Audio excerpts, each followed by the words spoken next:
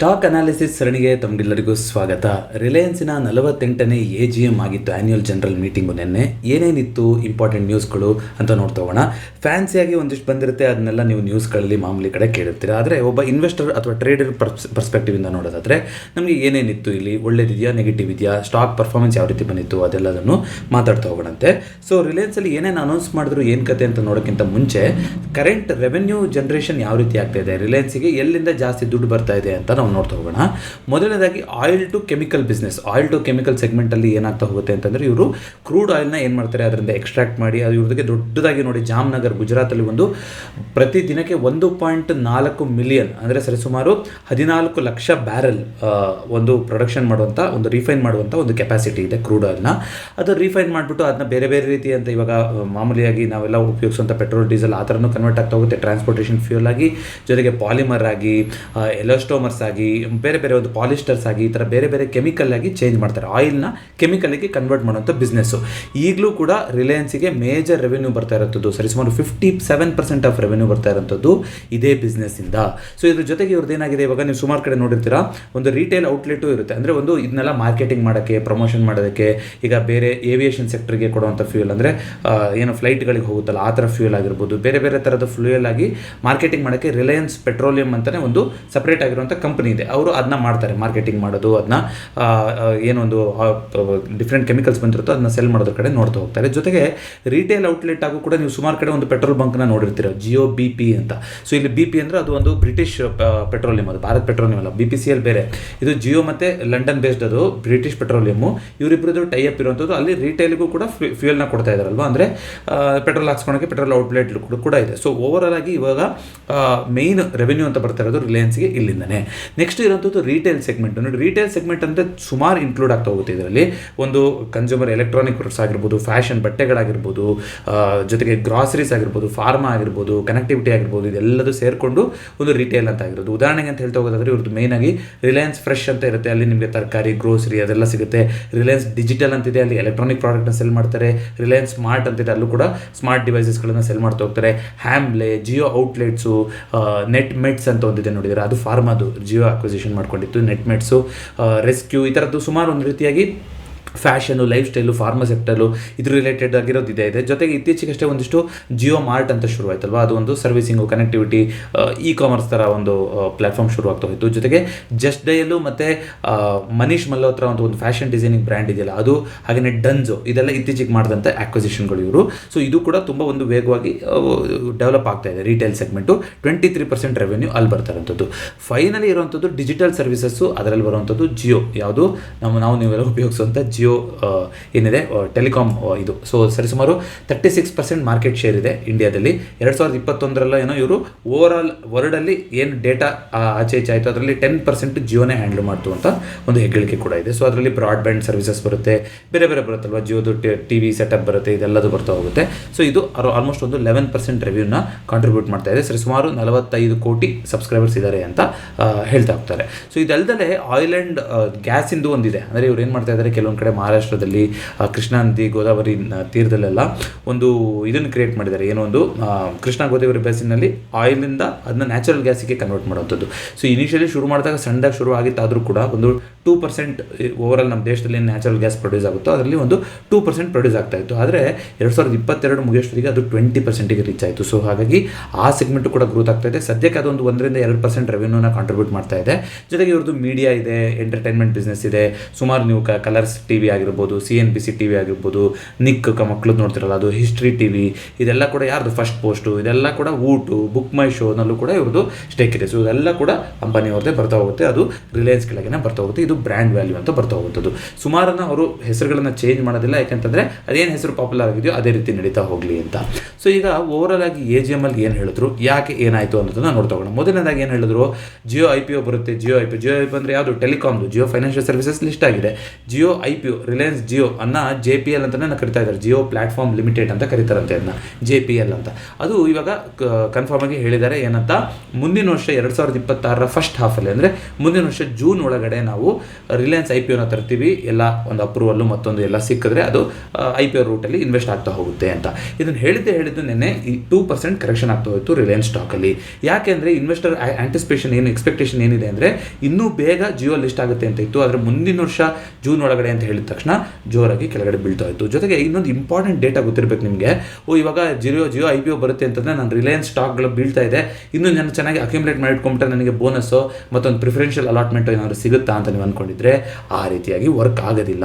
ಯಾಕೆ ಆ ರೀತಿಯಾಗಿ ವರ್ಕ್ ಆಗೋದಿಲ್ಲ ಅಂತ ಹೇಳ್ತೀನಿ ನೋಡಿ. ಈಗ HDFC ಬ್ಯಾಂಕು HDFC ಲಿಮಿಟೆಡ್ ಇವೆರಡು ಒಂದು ಯುನೈಟ್ ಆಯಿತು. ಅವಾಗೇನಾಯಿತು, ಯಾರು HDFC ಲಿಮಿಟೆಡಲ್ಲಿ ಶೇರ್ ಇತ್ತು ಅವರಿಗೆಲ್ಲ HDFC ಬ್ಯಾಂಕ್ ಶೇರನ್ನು ಕೂಡ ಕೊಟ್ಟರು, ಯಾಕಂದರೆ ಎರಡು ಸೇರಿ ಮರ್ಜ್ ಆಗಿ ಒಂದು ಕಂಪ್ನಿ ಆಯಿತು. ಅದೇ ರೀತಿಯಾಗಿ ಕೆಲವು ಸಲ ಡಿಮರ್ಜ್ ಆಗ್ತಾ ಹೋಗುತ್ತೆ, ಅಂದರೆ ಒಂದಿರುವಂಥ ಕಂಪ್ನಿ ಸಪ್ರೇಟಾಗಿ ಇನ್ನೊಂದು, ಈಗ ಉದಾಹರಣೆಗೆ Raymond's limited, Raymond's life style ಎರಡು ಬೇರೆ ಬೇರೆ ಆಯ್ತಲ್ವಾ. ಸೊ ಆ ಟೈಮಲ್ಲಿ ಏನಾಯಿತು, ಯಾರು ರೇಮಂಡ್ಸ್ ಇನ್ವೆಸ್ಟರ್ಸ್ ಇದ್ರು ಅವರಿಗೆ ಅದು ಕೂಡ ಸಿಗ್ತಾ ಹೋಯಿತು, ಯಾಕೆಂದರೆ ಅದು ಸಪ್ರೇಟಾಗಿ ಕಂಪ್ಲೀಟಾಗಿ ಡಿಮರ್ಜ್ ಆಗಿ ಒಂದು ನಿರ್ವಹಿಸ್ತಾ ಹೋಯಿತು. ಆದರೆ ಈಗ ಏನಾಗ್ತಾ ಇದೆ ಅಂದರೆ ಜಿಯೋ IPO ಬಂದ್ರೂ ಫುಲ್ ಹೋಗ್ತಾ ಇಲ್ಲ, ಫುಲ್ IPO ಆಚೆ ಬರ್ತಾ ಇಲ್ಲ. ಅಂದರೆ ಅರ್ಥ ಏನು ಹೇಳ್ತಾ ಇದ್ದೀನಿ, ಓವರಾಲ್ ಈಗ ರಿಲಯನ್ಸಿಗೆ ಏನು ರೆವೆನ್ಯೂ ಕಾಂಟ್ರಿಬ್ಯೂಟ್ ಮಾಡುತ್ತೋ ಅದರಲ್ಲಿ ಸರಿಸುಮಾರು 11% ರೆವೆನ್ಯೂ ಜಿಯೋಯಿಂದನೂ ಬರ್ತಾ ಇದೆ ಅಂತ ನಮ್ಗೆ ಗೊತ್ತಿದೆ. ಆದರೆ ಇದರದ್ದು ಸ್ಟೇಕ್ನ ಏನು ಮಾಡಿದ್ದಾರೆ, ಇದಕ್ಕೆ ಇನ್ವೆಸ್ಟ್ಮೆಂಟು ಟ್ರಿಲಿಯನ್ ಗಟ್ಟಲೆ ಇನ್ವೆಸ್ಟ್ಮೆಂಟ್ ಬಂದಿತ್ತು 2020 ಜಿಯೋ ಅಂತ ಶುರು ಮಾಡಿದಾಗ. ಅದರಲ್ಲಿ 33% ಅಷ್ಟು ಇನ್ವೆಸ್ಟ್ಮೆಂಟನ್ನು ಏನು ಮಾಡಿಬಿಟ್ಟಿದ್ದಾರೆ ಇವರು, ಮೆಟಾ ಮತ್ತು ಗೂಗಲ್ ಇರುವಂಥ ಶೇರ್ ಹೋಲ್ಡರ್ಸ್ಗಳಿಗೆ, ಒಂದು 12 ಇಂಪಾರ್ಟೆಂಟ್ ಶೇರ್ ಹೋಲ್ಡರ್ಸ್ಗಳಿಗೆ ಅದನ್ನ ಕೊಟ್ಬಿಟ್ಟಿದ್ದಾರೆ. ಸರಿಸುಮಾರು 33% ಸ್ಟೇಕು, ಇದು ಲಿಸ್ಟ್ ಆಗಿಲ್ಲ, ಸಪ್ರೇಟಾಗಿ ಲಿಸ್ಟ್ ಆಗಿಲ್ಲ, ಆದರೆ ರಿಲಯನ್ಸ್ ಜಿಯೋ ಬಿಸ್ನೆಸ್ಸಲ್ಲಿ 33% ಸ್ಟೇಕ್ ಯಾರ ಹತ್ರ ಇದೆ, ಗೂಗಲ್ ಮತ್ತು ಮೆಟಾ ಶೇರ್ ಹೋಲ್ಡರ್ಸ್ ಹತ್ರ ಇದೆ, ಅವ್ರ ಹತ್ರ ಇದೆ.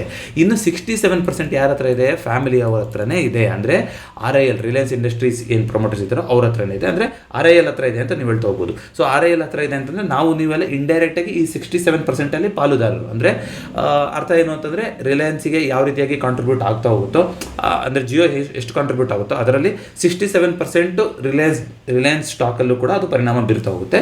ಏಕೆಂತಂದರೆ ಆ ರೀತಿ 67% ಸ್ಟೇಕು ರಿಲಯನ್ಸ್ ಹತ್ರನೇ ಇದೆ, ರಿಲಯನ್ಸ್ ಇಂಡಸ್ಟ್ರೀಸ್ ಹತ್ರ ಇದೆ.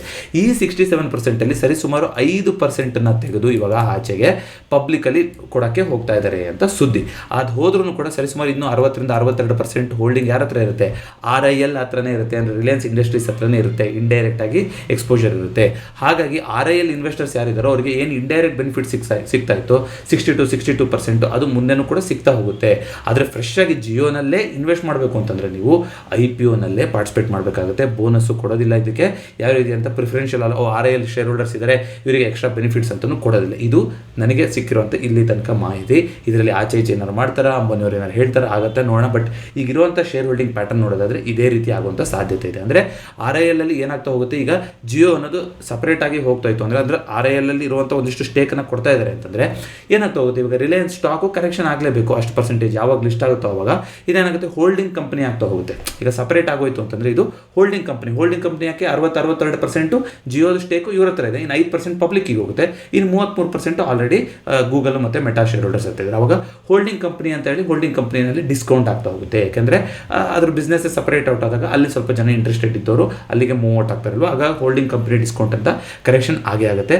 ಆ ರೀತಿ ನೋಡಲಿಕ್ಕೆ ಸಿಗ್ತಾ ಹೋಗ್ಬೋದು. ಇದು ಕ್ಲಿಯಾರಿಟಿ. ಯಾಕೆಂದರೆ ಜಿಯೋ ಬರುತ್ತಂತೆ ಅವಾಗ ಏನಾದ್ರು ಆಗ್ಬಿಡುತ್ತೆ ಅಂತ ಹೇಳಿ ಈಗ ಇನ್ವೆಸ್ಟ್ ಮಾಡಿದ್ರೆ ರಿಲಯನ್ಸಲ್ಲಿ ಇನ್ವೆಸ್ಟ್ ಮಾಡಿದ ಮಾತ್ರಕ್ಕೆ ನಿಮಗೆ ಜಿಯೋ ಶೇರು ಆಟೋಮೆಟಿಕ್ಕಾಗಿ ಶೇರು ಸಿಗುವಂಥ ಸಾಧ್ಯತೆ ತುಂಬ ಕಡಿಮೆ ಇದೆ, ಸಿಗೋ ಸಾಧ್ಯತೆ ಇಲ್ಲ. ಇದ್ರ ಜೊತೆಗೆ ಈಗ ಒಂದು ಹೊಸ ಎಂಟಿಟಿ ಏನಂತ ರಿಲಯನ್ಸ್ ಇಂಟೆಲಿಜೆನ್ಸ್ ಅಂತ ಮಾಡ್ತೀವಿ ಅಂತ ಹೇಳ್ತಾ ಇದ್ದಾರೆ. ಅದರಲ್ಲಿ ಮೆಟಾ ಮತ್ತು ಗೂಗಲ್ ಜೊತೆ ಸೇರಿಕೊಂಡು ಇವಾಗ ಒಂದು ಜಿಯೋ ಫ್ರೇಮ್ ಅಂತ, ಮತ್ತು ಇದೇ ರೀತಿಯಾಗಿ ಬೇರೆ ಬೇರೆ ರೀತಿಯಂಥ ಜಿಯೋ PC ಅಂತ, ಟಿವಿನ PC ಥರ ಕನ್ವರ್ಟ್ ಮಾಡುವಂಥದ್ದು ವಿತ್ ಕ್ಲೌಡ್ ಸ್ಟೋರೇಜ್ ಇರುವಂಥದ್ದು, ಈ ರೀತಿ ಸಾಕಷ್ಟು ಒಂದು ಜಿಯೋ ಡೇಟಾ ಸೆಂಟರ್ಸ್ಗಳನ್ನು ಮಾಡ್ತೀವಿ ಅಂತ ಹೇಳ್ತಾ ಇದ್ದಾರೆ. ಇದು ಒಂದು ದೊಡ್ಡ ರೆವಲ್ಯೂಷನ್ಗೆ ಎಲ್ಲರಿಗೂ ಕೂಡ ಸಿಗೋ ಹಂಗೆ ಆಗಬೇಕು ಅಂತ ಮಾಡ್ತೀವಿ ಅಂತ ಹೊರಟಿದ್ದಾರೆ. ನೋಡೋಣ ಅದು ಯಾವ ರೀತಿ ಆಗುತ್ತೆ ಅಂತ. ಜೊತೆಗೆ ರಿಟೇಲ್ ಮತ್ತು ಡಿಜಿಟಲ್ ಗ್ರೋತು ತುಂಬ ಚೆನ್ನಾಗಿ ಪರ್ಫಾರ್ಮ್ ಆಗ್ತಾ ಇದೆ ಅಂತ ಕೂಡ ಹೇಳಿದರು AGM ಅಲ್ಲಿ. ಅದು ಒಂದು ಪಾಸಿಟಿವ್ ನ್ಯೂಸ್. ಯಾಕೆ ಇದನ್ನ ಹೇಳ್ತಾ ಇದ್ದೀನಿ ಅಂದರೆ ಆಯಿಲ್ ಆ್ಯಂಡ್ ಕೆಮಿಕಲ್ ಬಿಸ್ನೆಸ್ಸು ತುಂಬ ಇಂಪಾರ್ಟ್ ಆಗಿದೆ. ಇವಾಗ ರಷ್ಯಾದಿಂದ ಬರೋ ಉರಲ್ ಆಗಿರ್ಬೋದು, ಅದನ್ನಾದ್ರೂ ಆಗಿರ್ಬೋದು, ವೆಸ್ಟ್ ಕಡೆಯಿಂದ ಬರೋದು ಆಗಿಲ್ಲ, ಆಗಿರ್ಬೋದು ಎಲ್ಲದನ್ನು ಕೂಡ ರಿಫೈನ್ ಮಾಡ್ತಾ ಹೋಗ್ತಾರೆ. ಬಟ್ ರಿಫೈನಿಂಗ್ ಬಿಸ್ನೆಸ್ ಕೂಡ ಇವಾಗ ಸ್ಯಾಂಕ್ಷನ್ ಆಯಿತು, ಮತ್ತೊಂದಾಯಿತು, ಆ ಕಡೆಯಿಂದ ತರಿಸ್ಕೊಳಂಗಿಲ್ಲ. ಅಥವಾ ಇವಾಗ ಎಥನಾಲ್ ಮಿಕ್ಸಿಂಗು, ಬೇರೆ ಸೋಲಾರು ಈ ಕಡೆಗೆ ಶಿಫ್ಟ್ ಜಾಸ್ತಿ ಆಗ್ತಾ ಹೋದರೆ ಆಯಿಲ್ ಆ್ಯಂಡ್ ಕೆಮಿಕಲ್ ಸೆಗ್ಮೆಂಟು ದಿನಕ್ಕೂ ಸ್ವಲ್ಪ ಕಮ್ಮಿ ಪರ್ಫಾರ್ಮ್ ಮಾಡ್ತಾ ಬರ್ಬೋದು. ಸೊ ಅದಕ್ಕೇ ಇವರು ಮುಂಚೆನೇ ರೆಡಿಯಾಗಿ ಏನು ಮಾಡಿದ್ರು ನೋಡಿ, ರಿಟೇಲಲ್ಲಿ ಎಕ್ಸ್ಪೆಂಡ್ ಮಾಡಿಕೊಂಡ್ರು, ಡಿಜಿಟಲ್ ಸರ್ವಿಸಸ್ಸಲ್ಲಿ ಎಕ್ಸ್ಪೆಂಡ್ ಮಾಡಿಕೊಂಡ್ರು. ಸೊ ಈ ಥರ ಮೇನ್ ಸೆಗ್ಮೆಂಟ್ ಅಲ್ಲದೆ 50% ರೆವೆನ್ಯೂ ಬರ್ತಿರೋದಲ್ಲದೆ ಬೇರೆ ಸೆಗ್ಮೆಂಟಲ್ಲಿ ಗ್ರೋತ್ ಚೆನ್ನಾಗಿ ಆಗ್ತಾ ಹೋದರೆ ಅದು ರಿಲಯನ್ಸಿಗೆ ಲಾಂಗ್ ಟರ್ಮ್ ದೃಷ್ಟಿಯಿಂದ ಒಳ್ಳೆಯದೇ. ಯಾಕೆಂತಂದರೆ ಒಂದು ಆಯಿಲ್ ಆ್ಯಂಡ್ ಗ್ಯಾಸ್ ಸೆಗ್ಮೆಂಟಲ್ಲಿ ಆಗುವಂಥ ವಾಲಟಿಲಿಟಿನ ಅಬ್ಸರ್ವ್ ಮಾಡ್ಕೊಳ್ಳೋಂಥ ಬಿಸ್ನೆಸ್ಗಳು ಬೇರೆದು ಡೆವಲಪ್ ಆಗ್ತಾ ಹೋಗುತ್ತೆ ಅಂತ. ಜೊತೆಗೆ ನ್ಯಾಚುರಲ್ ಗ್ಯಾಸ್ ಹೇಳಿದ್ನಲ್ಲ, ಅದನ್ನ KG-D6 ಅಂತ ಕರೀತಾರೆ, ಅದು ಕೂಡ 4% ಇಯರ್ ಆನ್ ಇಯರ್ ಪ್ರೊಡಕ್ಷನ್ ಜಾಸ್ತಿ ಆಗಿದೆ ಅಂತ ಹೇಳಿದರು. ಜೊತೆಗೆ ಕ್ಯಾಪೆಕ್ಸ್ ಒಂದು ಎಷ್ಟು ಸ್ಪೆಂಡ್ ಮಾಡ್ತಾ ಇದ್ದಾರೆ, ಕ್ಯಾಪಿಟಲ್ ಎಕ್ಸ್ಪೆಂಡಿಚರು FY25 1.3 ಲಕ್ಷ ಕೋಟಿ ಅಷ್ಟನ್ನು ಅವರು ಅದರಲ್ಲಿ ರಿಟೇಲ್ ಎಕ್ಸ್ಪ್ಯಾನ್ಷನ್ಗೆ, ಮ್ಯಾನುಫ್ಯಾಕ್ಚರಿಂಗ್ ಪ್ರಾಡಕ್ಟ್ಸ್ಗಳಿಗೆ ಈ ರೀತಿ ಅಂತ ಎಲ್ಲೇ ಗುಜರಾತಲ್ಲೇ ಕೇಳಿದೆ. ಮತ್ತು ನಾನು 5.5 ಲಕ್ಷ ಎಕರೆನಲ್ಲಿ ದೊಡ್ಡ ಸೋಲಾರ್ ಪ್ಲ್ಯಾಂಟನ್ನು ಮಾಡೋಕ್ಕೆ ಅಂತ ಹೊರಟಿದ್ದಾರೆ. ಈ ದೊಡ್ಡ ಸೋಲಾರ್ ಪ್ಲ್ಯಾಂಟ್ ಏನಂತೆ 10% ಎಲೆಕ್ಟ್ರಿಸಿಟಿ ಅದನ್ನೇ ಪ್ರೊಡ್ಯೂಸ್ ಮಾಡುವಂಥ ಕೆಪಾಸಿಟಿ ಬರುತ್ತೆ ಬೈ 2030 ಅಂತ ಏನೋ ಒಂದು ಎಸ್ಟಿಮೇಟ್ನ ಕೊಟ್ಟಿದ್ದಾರೆ. ಜೊತೆಗೆ ಅಂಬಾನಿಯವರು 2028 ಈಗೇನು ಎಬಿಟ್ ಆಗಿಯೋ ಅದರ ಡಬಲ್ ಮಾಡೇ ಮಾಡ್ತೀವಿ, ಇನ್ನು 3 ವರ್ಷದಲ್ಲಿ ಡಬಲ್ ಮಾಡೇ ಮಾಡ್ತೀವಿ ಅಂತ ಹೇಳಿದ್ದಾರೆ. ನೋಡೋಣಂತೆ ಅದೇನಾಗ್ತಾ ಹೋಗುತ್ತೆ ಅಂತ. ಸದ್ಯಕ್ಕೆ ಈಗ ರಿಲಯನ್ಸ್ ರಿಟೇಲ್ ಮತ್ತು ಟೆಲಿಕಾಮು ನೋಡಿ, ಮೊದಲು ಎಷ್ಟಿತ್ತು ರಿಲಯನ್ಸ್ ರಿಟೇಲು ಮತ್ತು ಇದರಿಂದ ಸೇರಿ 23+11 ಇದು ಲಾಸ್ಟ್ ಇಯರ್ ತನಕ ನಾನು ಹೇಳ್ತಾ ಇರೋಂಥದ್ದು. ಸರಿ, ಸುಮಾರು 44% ರೆವೆನ್ಯೂ ಇದರಿಂದ ಬರ್ತಾಯಿತ್ತು. 23+11 ಅಂದರೆ 34% ಬರ್ತಾಯಿತ್ತು. ಆದರೆ ಅದು ಇವಾಗ ಎಕ್ಸ್ಪ್ಯಾಂಡ್ ಆಗಿ 54% ಆಗಿದೆ. ಅಂದರೆ ಆಯಿಲ್ ಆ್ಯಂಡ್ ಕೆಮಿಕಲ್ ಬಿಸ್ನೆಸ್ಸಿಂದನೇ ಏನು 57% ರೆವೆನ್ಯೂ ಬರ್ತಾಯಿತ್ತು ಲಾಸ್ಟ್ ಇಯರ್ ತನಕ, ಅದು ಡೇಟಾ ಚೇಂಜ್ ಆಗಿದೆ. ಇವಾಗ FY25 ರಿಲಯನ್ಸ್ ರಿಟೇಲ್ ಮತ್ತು ಟೆಲಿಕಾಮೇ ಇವಾಗ 54% ರೆವೆನ್ಯೂನ ಕೊಡ್ತಾ ಇದೆ. ಅಂದರೆ ಯಾವ ಮಟ್ಟಿಗೆ ಎಕ್ಸ್ಪೆನ್ಷನ್ ಆಗಿದೆ ಅನ್ನೋದು ನಿಮ್ಗೆ ಗೊತ್ತಾಗ್ತಾ ಇದೆ. ಸೊ ಹಾಗಾಗಿ ಆಯಿಲ್ ಆ್ಯಂಡ್ ಕೆಮಿಕಲ್ಸಿಂದ ನಿಧಾನವಾಗಿ ಅವ್ರು ಏನು ಮಾಡ್ತಾ ಇದ್ದಾರೆ, ಕಮ್ಮಿ ಮಾಡಿಕೊಂಡು ಬೇರೆ ಪೊಸಿಷನ್ಗಳನ್ನು ಎಕ್ಸ್ಪೆಂಡ್ ಮಾಡೋದಕ್ಕೆ ನೋಡ್ತಾ ಇದ್ದಾರೆ. ಜೊತೆಗೆ ಅದಕ್ಕೆ ತಕ್ಕಂಥ ನಾನು ಆಲ್ರೆಡಿ ಏನೇನು ಹೇಳಿದೆ, ಒಂದಿಷ್ಟು ಸುಮಾರು ಕೋಟಿ ಸೋಲಾರ್ ಲೈನ್ಸ್ ಆಗಿರ್ಬೋದು, ಮತ್ತೊಂದಾಗಿರ್ಬೋದು, ಇದೆಲ್ಲದೂ ಕೂಡ ಮಾಡ್ತಾ ಬಂದಿದ್ದಾರೆ. ಇದಿಷ್ಟು ಮೇಯ್ನಾಗಿ AGM ಅಲ್ಲಿ ಇದ್ದಿದ್ದಂಥ ಸುದ್ದಿಗಳು. ಈಗ ಸ್ಟಾಕ್ನ ನೋಡ್ತಾ ಬರೋಣ. ನಾನು ಏನು ಮಾಡಿದ್ದೀನಿ ಅಂತಂದರೆ, ಇಲ್ಲಿ ಒಂದು ದೊಡ್ಡ ಮಾರ್ಕಿಂಗ್ಗಳನ್ನು ಮಾಡ್ತಾ ಇದ್ದೀನಿ, ನಿಮ್ಗೆ ಕಾಣಿಸ್ತಾ ಇದೆ. ಇದು ಹಿಸ್ಟಾರಿಕಲಿ ಆ್ಯನ್ಯುವಲ್ ಜನರಲ್ ಮೀಟಿಂಗ್ ಏನಾಯಿತು ಇವ್ರದ್ದು, ಆಗ ಯಾವ ರೀತಿಯಾಗಿ ಪರ್ಫಾರ್ಮೆನ್ಸ್ ಕೊಟ್ಟಿದೆ ಸ್ಟಾಕು ಅಂತ. 2020 ಮತ್ತು 2021 ಈ 2 ವರ್ಷನ ಹೊರತುಪಡಿಸಿದ್ರೆ ಕಂಟಿನ್ಯೂಸ್ ಆಗಿ 3 ವರ್ಷ, ಈ ಮೊನ್ನೆನೂ ಕೂಡ 2% ಬಿತ್ತು. ಪ್ರತಿ ಸಲ AGM ಯಾವಾಗ ಬರುತ್ತೆ, ಆಗಸ್ಟ್ ಎಂಡಿಗೆ ಬರುತ್ತೆ. ಸೊ ನಾನೀಗ ಮಾರ್ಕ್ ಮಾಡಿರೋದು ಕೂಡ ನಿಮಗೆ ಇಲ್ಲಿ ಹೋರ್ ಮಾಡಿ ತೋರಿಸಿದ್ರೆ ನೋಡಿ, ಇದು ಆಗಸ್ಟ್ ಎಂಡು ಸೆಪ್ಟೆಂಬರ್ ಆ ಟೈಮು, ಇದು ಆಗಸ್ಟ್ ಎಂಡು ಸೆಪ್ಟೆಂಬರ್ ಆ ಟೈಮು, ಇದು ಆಗಸ್ಟ್ ಎಂಡಿಂದ ಸೆಪ್ಟೆಂಬರ್ ಆ ಟೈಮು. ವೀಕ್ಲಿ ಕ್ಯಾಂಡಲ್ ಇದ್ದೀನಿ ನಾನು, ಆಗಸ್ಟಿಂದ ಸೆಪ್ಟೆಂಬರ್ ಇದೇ ರೀತಿ ಇದೆ. ಸೊ ಪ್ರತಿ ವರ್ಷ ಏನಾಗ್ತಾ ಬಂದಿದೆ, ಲಾಸ್ಟ್ 3 ವರ್ಷದಲ್ಲಿ AGM ಆಗಿ ನೆಕ್ಸ್ಟ್ ವೀಕಲ್ಲಿ ಒಂದು 10%ಗಿಂತನೂ ಜಾಸ್ತಿ ಕರೆಕ್ಷನ್ ಆಗ್ತಿದೆ. ಇದೆಲ್ಲ ಸಣ್ಣ ಕರೆಕ್ಷನ್ ಅಲ್ಲ, 10%ಗಿಂತನೂ ಜಾಸ್ತಿ ಕರೆಕ್ಷನ್ ಆಗಿದೆ. ಅದೇ ಪ್ಯಾಟರ್ನ್ ಈ ಸಲ ಆಗಬೇಕು ಅಂದರೆ ಏನಾಗಬೇಕು, 1200 ಲೆವೆಲ್ ತನಕ ಒಂದು ಕರೆಕ್ಷನ್ ಆಗ್ತಾ ಹೋಗಬೇಕು. ಯಾಕೆ ಈ ರೀತಿ ಕರೆಕ್ಷನ್ ಆಗುತ್ತೆ ಅಂದರೆ, ಇನ್ವೆಸ್ಟರ್ಸ್ನ ಆಂಟಿಸಿಪೇಷನ್ ತುಂಬ ಇರುತ್ತೆ, ಇನ್ನೂ ದೊಡ್ಡದಾಗಿ ಅನೌನ್ಸ್ ಮಾಡಿಬಿಡ್ತಾರೆ ಈ ರೀತಿ ಅಂತಿರುತ್ತೆ. ಆದರೆ AGM ಆದ ತಕ್ಷಣ ಒಂದು ಪ್ರಾಫಿಟ್ ಬುಕಿಂಗ್ ಆಗುತ್ತೆ, ಆಗ್ತಾ ಹೋಗುತ್ತೆ. ಇದೇ ರೀತಿ ಬರ್ತಾ ಇದೆ.